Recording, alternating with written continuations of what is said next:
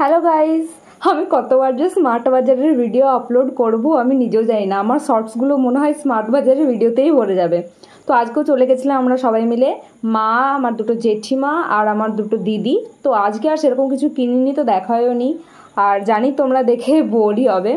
আর ভাবছো তো মলের ভেতরে আমরা ফুচকা কী করে খাচ্ছি।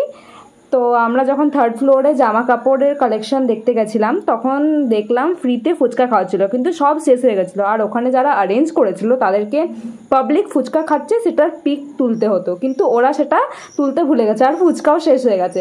তাই আর বাঁচা খুচা ফুচকাগুলো ছিল সেইগুলোই আমাদেরকে খাওয়ালো আর রিকোয়েস্ট করলো যে একটা পিক তুলতে দেওয়ার জন্য।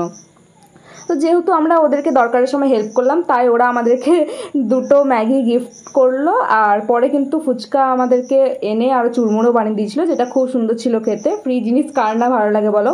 তো তারপর আমি একটা হেয়ার ব্যান্ড দেখছিলাম আর জামাটা ট্রাই করলাম, যেটা আমার পছন্দ হলো না। তো বেশি বকবো না, চলো খাওয়ার দিকে যাই। প্রথমে খেলাম দোসা, তারপর খেলাম চাউমিন, একদম সেরা ছিল। আর এত খাওয়ার পরও আমার পেট ভরেনি।